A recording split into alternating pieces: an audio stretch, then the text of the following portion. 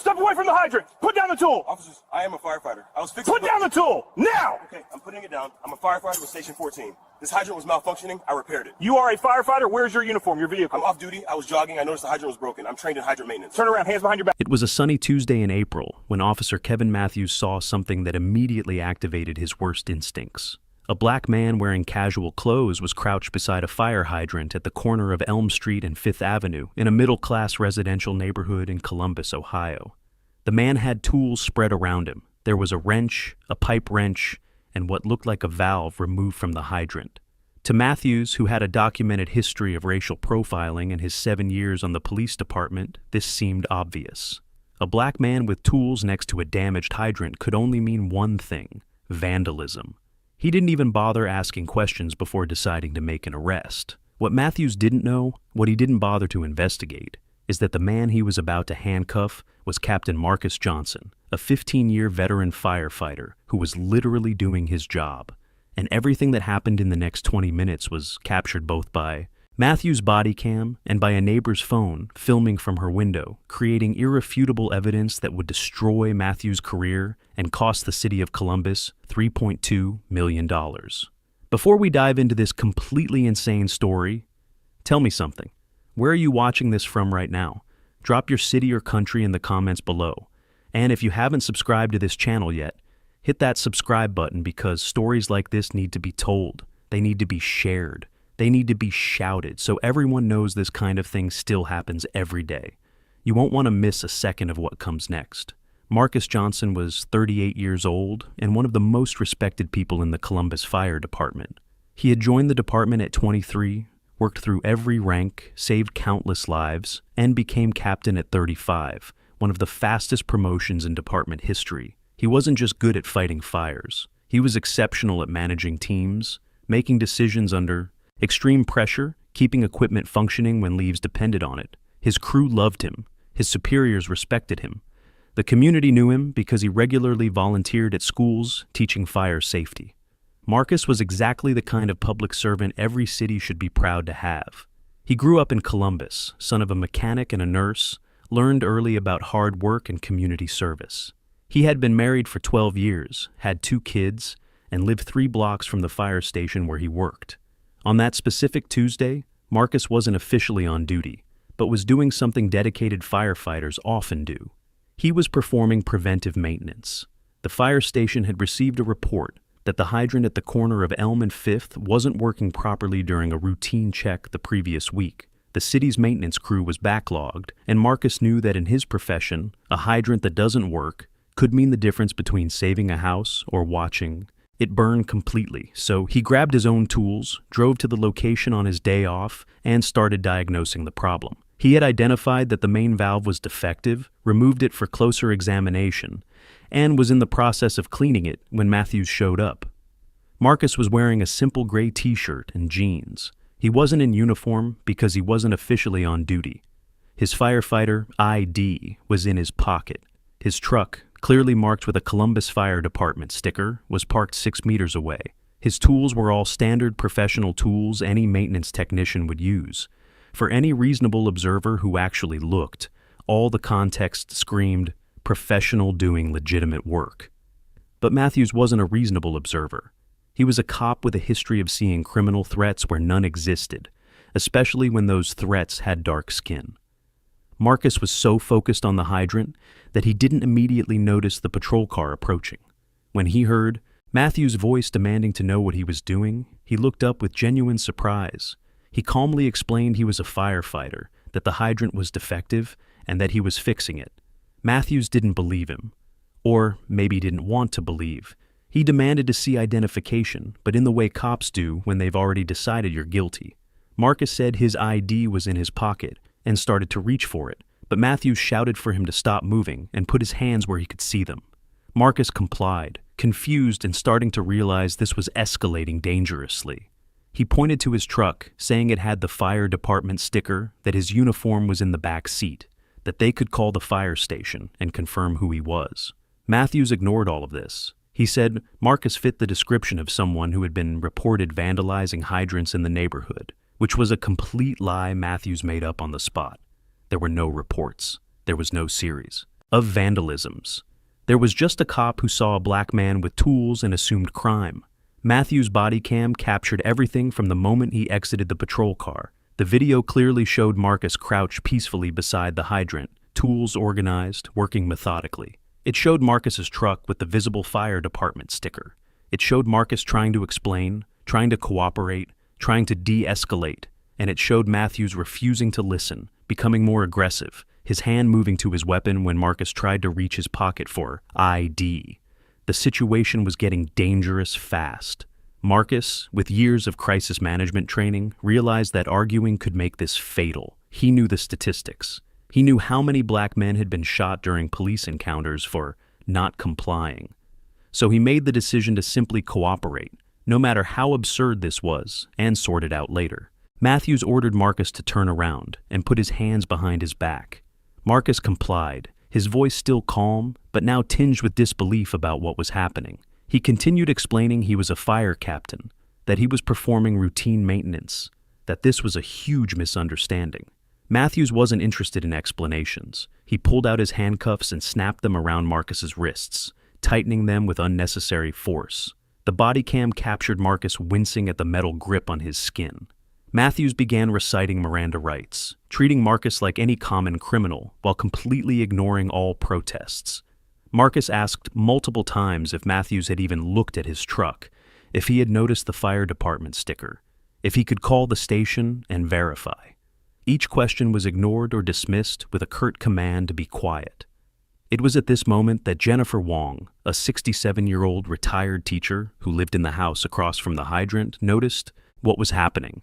She had seen Marcus working on the hydrant from her kitchen window and had thought how good it was to see someone finally fixing it.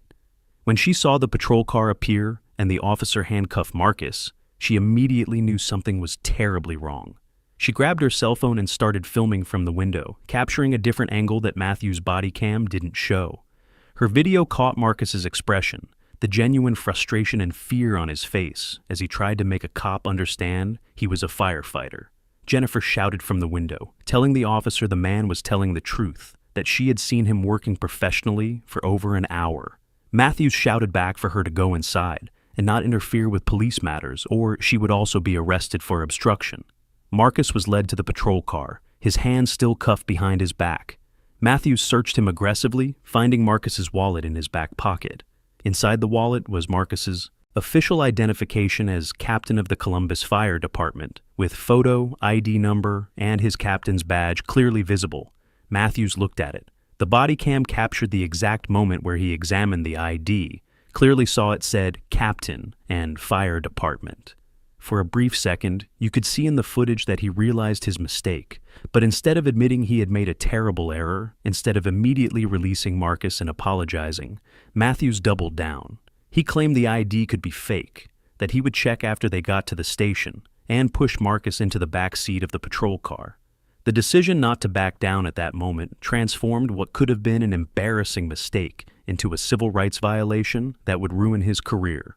While Marcus sat in the back of the patrol car, handcuffed and processing the absurdity of what was happening, Jennifer continued filming. She grabbed her home phone and called the fire station, asking if they had a Captain Marcus Johnson and if he would be working on a hydrant today. The dispatcher immediately confirmed yes, that Captain Johnson had reported he would be performing preventive maintenance on his day off.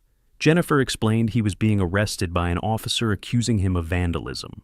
The dispatcher was shocked and said he would notify the department chief immediately. In less than 5 minutes, Fire Chief Harold Stevens was on the phone with the police captain supervising that area, demanding to know why one of his captains was being arrested for doing his job. Police Captain Thomas Rivera knew nothing about this and immediately tried to contact Matthews by radio. Matthews was at that moment going through Marcus's tools, photographing them as evidence of the alleged vandalism. When his radio crackled with Captain Rivera demanding a situation update, Matthews responded that he had made an arrest for destruction of public property and was processing the scene. Rivera specifically asked if the suspect had identified himself as emergency personnel. Matthews hesitated, a hesitation the body cam captured perfectly, before responding that the suspect had made such a claim, but he was verifying the truthfulness. Rivera, who had already been informed by Chief Stevens that a fire captain was being arrested, said something that made Matthews freeze. He ordered Matthews to immediately check the suspect's identification and report if there was any indication the man was actually fire personnel. Matthews had no choice. He went back to the patrol car and grabbed Marcus's ID again, this time having to admit over the radio that yes, the suspect had fire department identification, claiming to be a captain. Rivera's response was immediate and furious. He ordered Matthews to release Marcus from handcuffs immediately and remain at the location until supervision arrived. But the damage was already done. Marcus had been handcuffed for almost 15 minutes at that point. 15 minutes of humiliation, of being treated like a criminal, of having his explanations ignored and his dignity destroyed. When Matthews opened the patrol car door and started removing the handcuffs, he mumbled something about a misunderstanding. Marcus didn't respond. He was too furious to trust himself to speak. He rubbed his wrists where the cuffs had left red marks, his jaw clenched, his eyes fixed on some distant point while trying to control his emotions. Jennifer continued filming everything, capturing Marcus's expression when released, the lack of any real apology from Matthews, the way Matthews avoided eye contact. 2 vehicles arrived almost simultaneously in the next 5 minutes. One was a fire department SUV, bringing Chief Stevens and another captain. The other was a supervisor patrol car bringing Captain Rivera. Both men exited their vehicles, and the conversation that followed was captured both by Matthew's Bodycam and Jennifer's phone. Stevens went straight to Marcus, asking if he was okay, if he had been injured. Marcus said he was physically fine, but completely shocked by what had just happened. Stevens then turned to Matthews with barely contained fury in his voice. He explained that Marcus was one of the most decorated firefighters in the department, that he was performing essential preventive maintenance that the city should be doing, but wasn't, and that handcuffing him for doing public service was outrageous. Matthews tried to defend himself, saying he thought Marcus was a vandal, that he was just doing his job. Stevens pointed to Marcus's truck, the clearly visible fire department sticker, and asked how any reasonable person could see that and not ask at least one basic question before arresting someone. Captain Rivera pulled Matthews aside for a tense conversation that the Bodycam still captured in audio. Rivera asked in a low but furious voice why Matthews hadn't checked the ID immediately when Marcus claimed to be a firefighter. Matthews tried to explain he thought Marcus was lying, that he looked suspicious. Rivera cut him off, asking what exactly looked suspicious about a man with professional tools next to a defective hydrant, with a fire department marked truck a few meters away. Matthews had no good answer. He mumbled something about following his gut.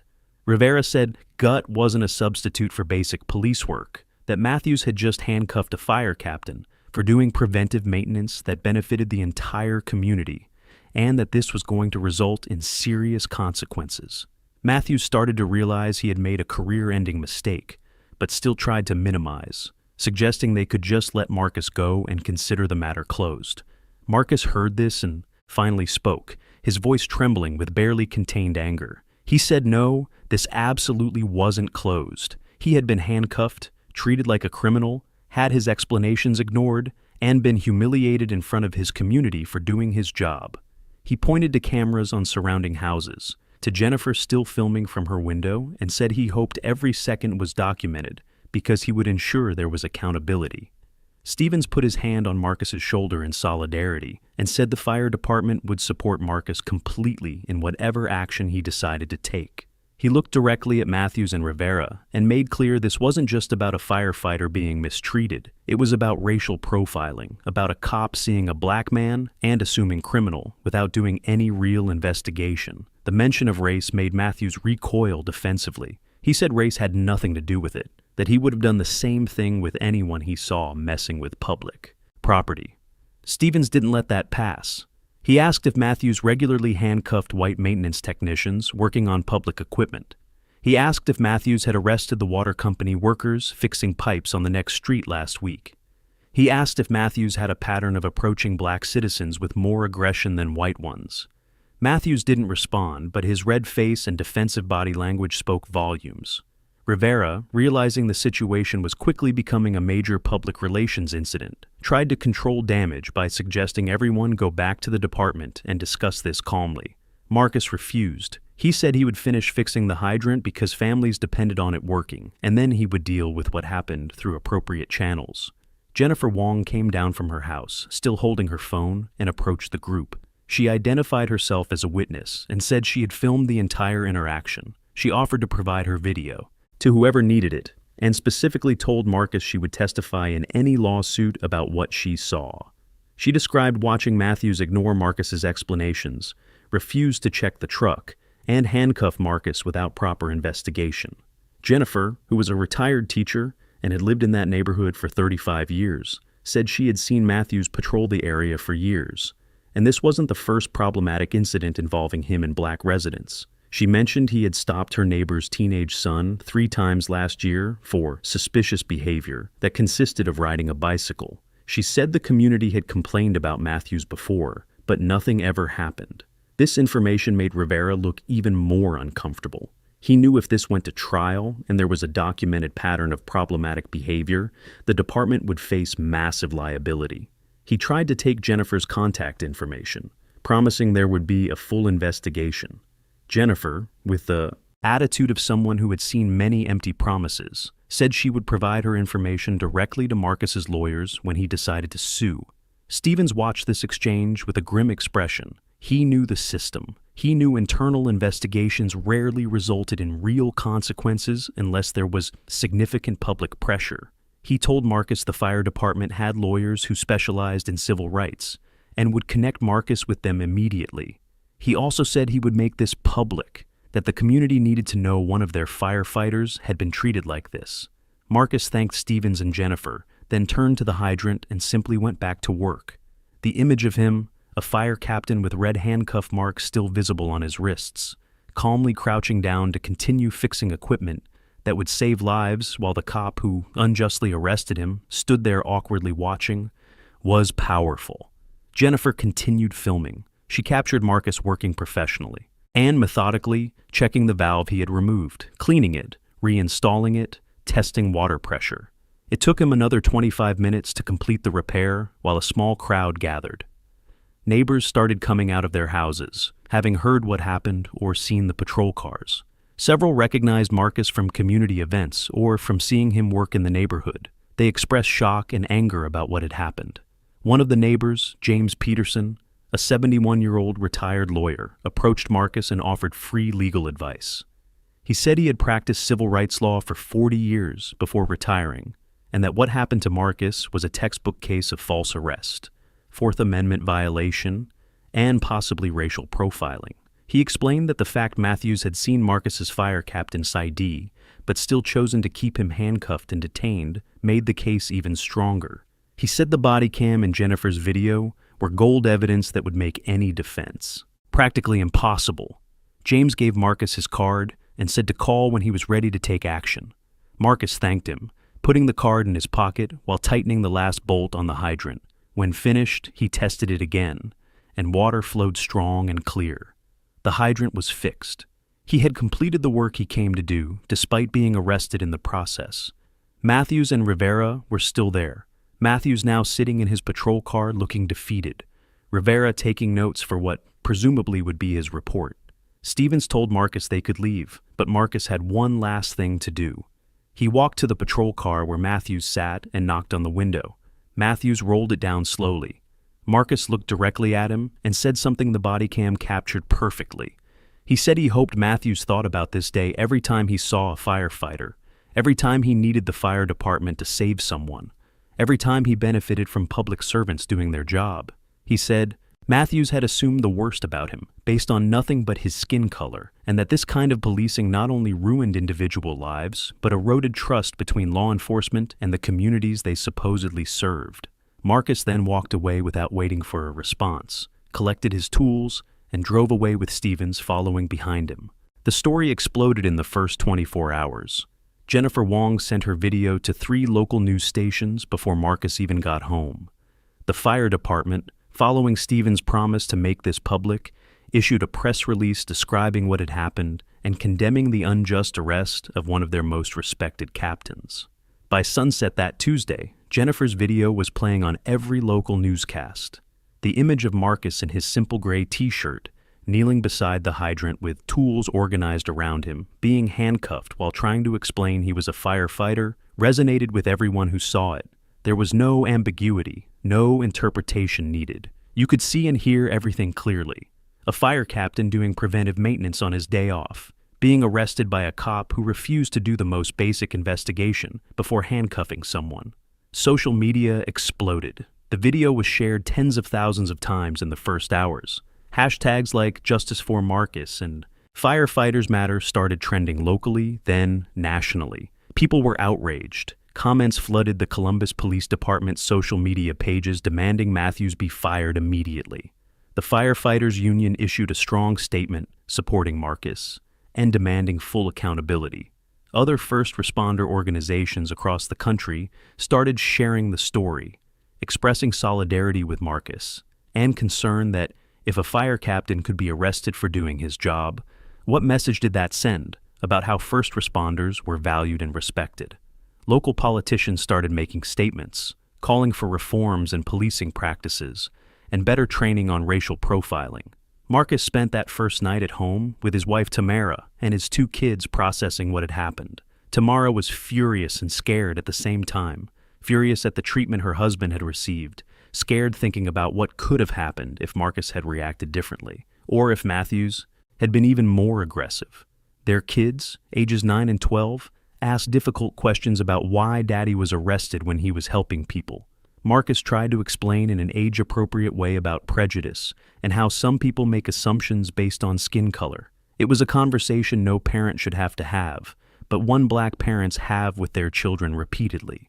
Tamara hugged Marcus and said that regardless of what he decided to do, she would support him completely. If he wanted to sue, she was with him. If he wanted to make this a bigger public issue, she was with him. If he wanted to just try to move on, though she doubted that was possible, she would support that too. Wednesday morning, Marcus went to fire department headquarters to meet with Stevens and union lawyers. The legal team had spent the night reviewing Matthews' Bodycam and Jennifer's video. Their verdict was unanimous. Marcus had one of the most solid civil rights cases they'd ever seen. The video evidence was irrefutable. Matthews had handcuffed Marcus without probable cause. He had seen the official fire captain ED, but chosen to keep Marcus detained anyway. He had ignored obvious context, like the fire department marked truck and professional tools, and he had done all of this while his body cam recorded every second.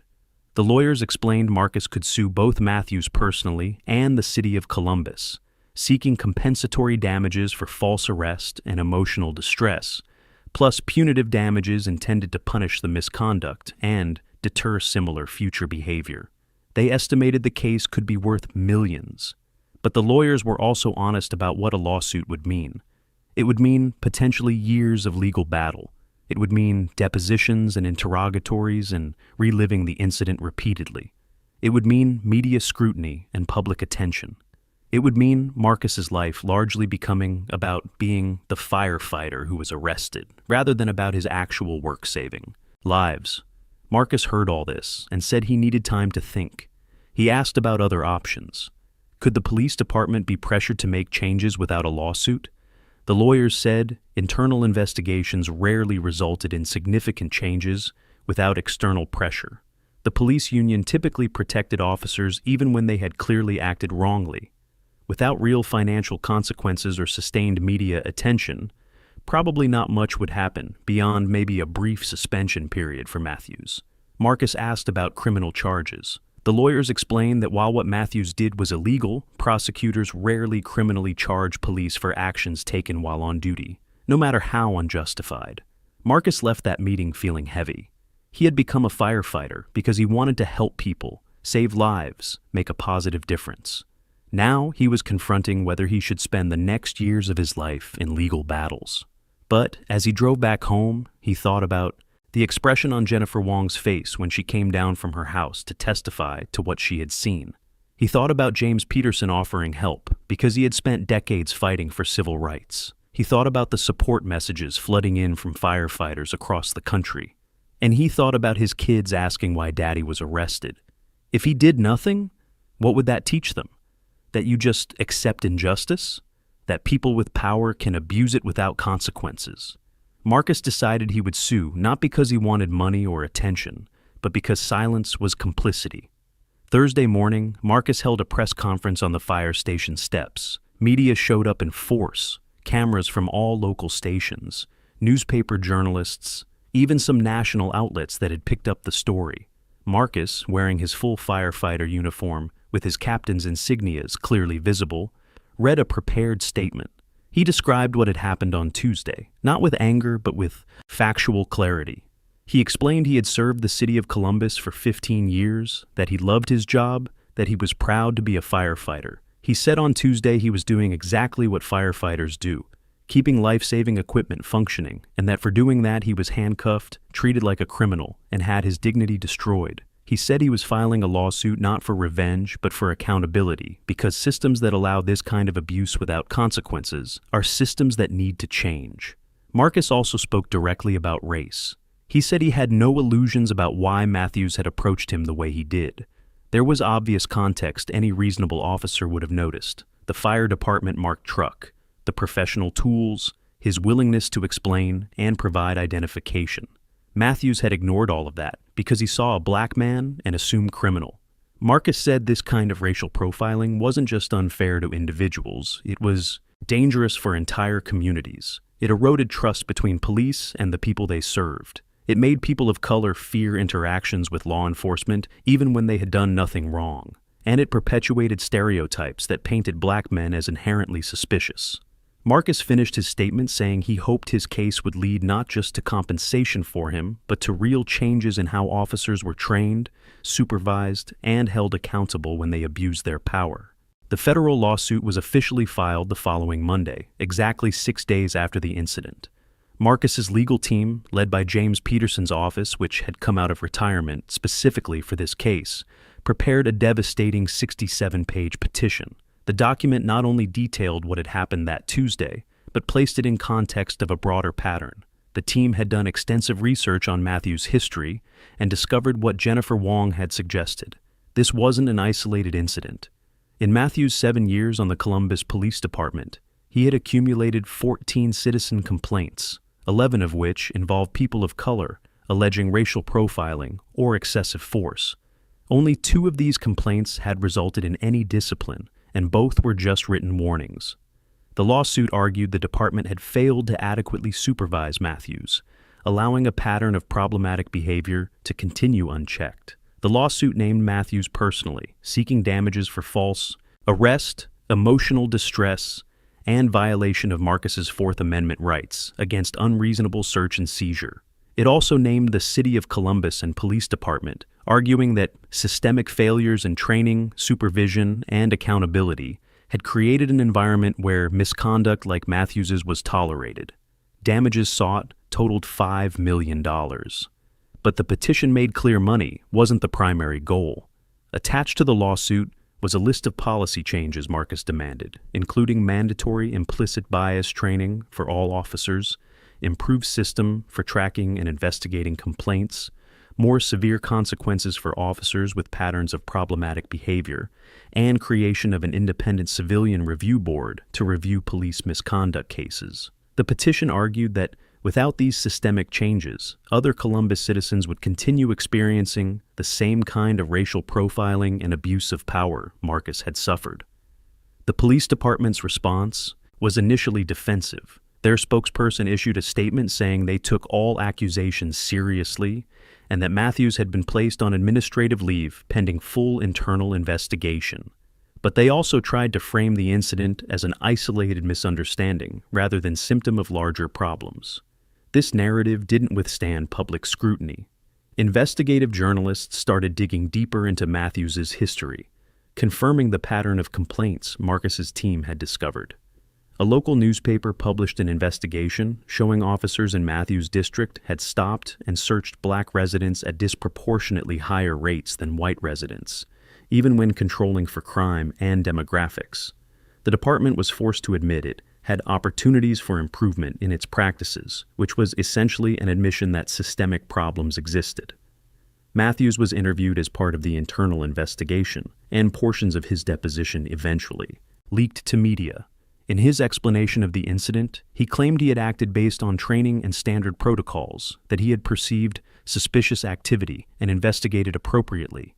But, when pressed about why he hadn't checked the clearly marked fire department truck, or why he kept Marcus handcuffed, even after seeing the official captain ID, his answers became vague and contradictory. He claimed the ID could have been fake, but admitted he hadn't taken any real steps to verify its authenticity beyond eventually calling on his radio. He claimed the situation was fluid and potentially dangerous, but couldn't articulate what specific danger an unarmed man kneeling by a hydrant presented. His deposition revealed what many already suspected. He had handcuffed Marcus based on nothing more than prejudice, then tried to retroactively justify his actions when confronted with how wrong he was. Public pressure on the department intensified when national civil rights organizations got involved. The NAACP sent representatives to Columbus to meet with city leaders and demand reform. Ohio's ACLU issued a detailed report on racial profiling in Columbus, using Marcus's case as prime example of how discriminatory practices persisted despite years of community complaints. Protests were organized outside police headquarters, with firefighters in uniform joining community activists to demand Matthews be fired and systemic changes be implemented. National media attention fixed on Columbus, with major outlets sending reporters to cover what was being framed as a test case about whether police departments could be held accountable for racial profiling. Columbus's mayor, facing re-election the following year, felt the political pressure and announced formation of a task force to review policing practices and recommend reforms. As the legal case progressed and public attention continued, Marcus's personal life was transformed in ways he hadn't anticipated. He received hundreds of support messages from firefighters and other first responders across the country, many sharing their own stories of racial profiling and discrimination. But he also received threats and hateful comments from people who saw him as causing trouble or playing the race card. He needed increased security at his home after threatening messages were left in his mailbox. His kids had to deal with questions and comments from peers at school. Tamara struggled with anxiety every time Marcus left for work, worried about what might happen now that he had become a public figure. Marcus questioned his decision multiple times, wondering if the personal cost was worth it. But then he would receive a message from a young aspiring black firefighter saying Marcus's courage had inspired him, or hear about another department implementing better bias training because of the attention his case had brought, and he knew he had made the right choice. The lawsuit's discovery revealed even more problems within the police department. Through public records requests and subpoenas, Marcus's team obtained internal emails, training reports, and personnel files that painted a disturbing picture.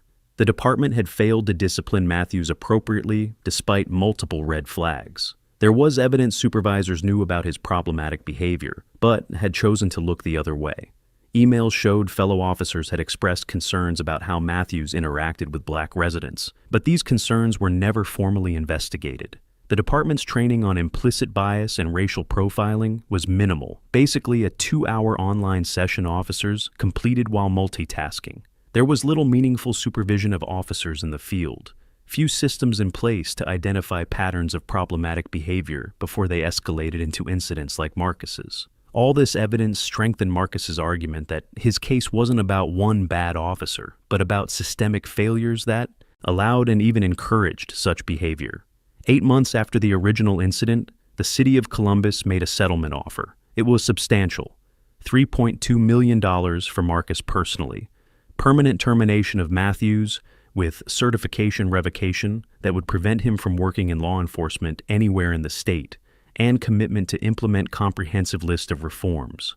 The reforms included mandatory 40-hour training on implicit bias and de-escalation for all officers, creation of independent community oversight office with power to investigate complaints and recommend discipline, improved system for tracking officer behavior patterns, and policy changes requiring officers to verify identification before making arrests in cases of alleged vandalism or minor property crimes. The settlement also included the department's commitment to publish quarterly public data on stops, searches, and arrests disaggregated by race, allowing ongoing oversight of potential disparities. Marcus accepted the settlement after lengthy discussions with his family and legal team. It wasn't an easy decision. Part of him wanted to go to trial, wanted to force the police department to publicly face every piece of evidence of their systemic failures. But the more pragmatic part of him recognized the policy changes in the settlement were comprehensive and binding, that $3.2 million would allow him to create lasting change through other means, and that going to trial would mean additional years of his life consumed by legal battles. Tamara put it simply. He had proven his point.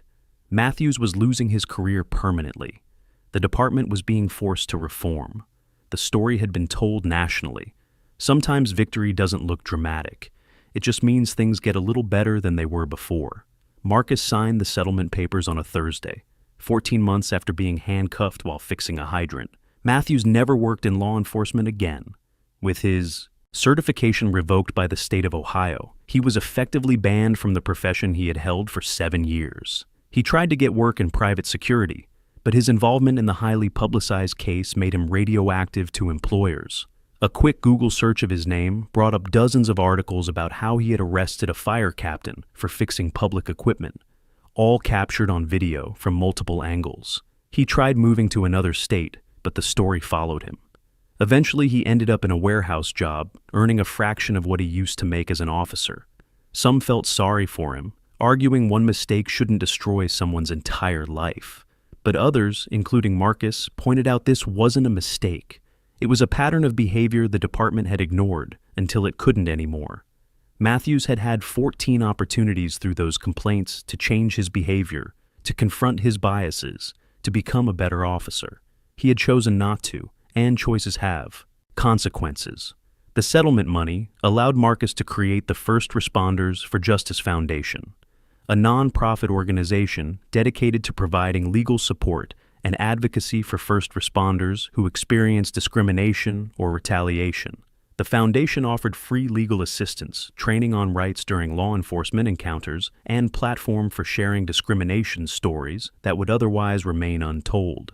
In the first 3 years, the foundation helped 67 firefighters, paramedics, and other first responders across the country who had faced racial profiling, retaliation for reporting misconduct, or discrimination of various types. Marcus put significant portion of his personal time and settlement financial resources into the foundation, transforming his trauma into something that could help others. He said in interviews that if something positive had to come from being handcuffed while doing his job, it would be ensuring the next first responder who faced discrimination had resources to fight back. The reforms implemented by Columbus Police Department were extensively monitored by both the newly created Community Oversight Office and civil rights organizations.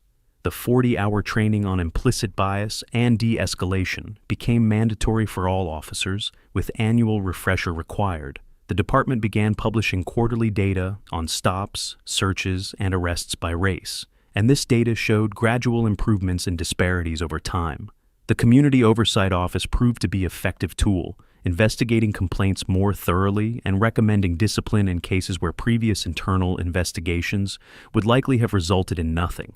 It wasn't perfect. There was pushback from some officers and the police union, but there was measurable progress, and other departments in Ohio and beyond started looking at the Columbus model when implementing their own reforms, using Marcus's case as example of what happens when systemic failures aren't addressed. Jennifer Wong became an accidental activist in her retirement years. Her video of Marcus's incident had been viewed millions of times, and she received requests from civil rights groups to speak about the importance of witnesses documenting police misconduct. She started giving workshops in her community about how to safely film police encounters, what rights witnesses have, and how to provide video evidence that's usable in court. She said that for decades as a teacher, she had taught students about civil rights and justice, but never imagined at 67 she would become directly involved in a case that would demonstrate why these principles still mattered. Jennifer and Marcus became close friends, occasionally appearing together at community events to talk about their roles in the story. Jennifer always emphasized she didn't do anything heroic. She simply documented what she saw. But Marcus pointed out that in a world where misconduct often happens without witnesses or records, choosing to document and come forward is an act of courage. Marcus continued working as fire captain, promoted to battalion chief 3 years after the incident. His reputation within the department, which was already strong, became even more solid when fellow firefighters saw how he had handled an impossible situation with dignity and determination. He used his elevated platform to advocate for more diversity in firefighter recruitment and better training, on implicit bias within the fire department too. He noted that while his case was about racial profiling by police, bias exists in all institutions, and fire departments weren't immune. He led initiatives to make the fire department more welcoming for firefighters of color and to improve how emergency crews interacted with diverse communities. His work gained national recognition, and he was invited to speak at conferences about leadership in emergency services and justice in first responders. The hydrant at the corner of Elm Street and Fifth Avenue became a kind of informal landmark. People occasionally stopped to take photos of it, knowing the story of what happened there. A local artist even painted a mural on a nearby building depicting Marcus in firefighter uniform beside the hydrant, with words, "Serve with dignity," underneath. The hydrant continues working perfectly, maintained now both by the city's regular maintenance crew and by Marcus, who still occasionally checks on it in his free time. He says he feels personal responsibility for that specific hydrant, not because it was where something bad happened, but because it represents something important about commitment to public service, even when that service isn't recognized or is actively punished. Marcus's story resonated beyond just police reform. It became part of larger conversations about how society values different types of work, about who is presumed to belong in public spaces, about how racial prejudice persists even in seemingly mundane interactions. Academics wrote papers analyzing the case as example of how implicit bias operates. Police training schools use the Bodycam and Jennifer's videos as teaching tools about what not to do. Fire departments discussed in training sessions about how their members should respond if facing similar discrimination. The case became bigger than Marcus, bigger than Matthews, bigger than Columbus. It became reference point in ongoing discussions about justice, equity, and accountability. And at the heart of it all was simple but powerful image of black man in gray t-shirt, kneeling beside hydrant with tools spread around, just trying to do his job, and system that initially punished him for it, before evidence and public pressure forced change. Sometimes justice prevails, not always quickly, not always completely. But when it prevails, it should be documented, celebrated, and used as foundation to ensure it prevails more often in the future.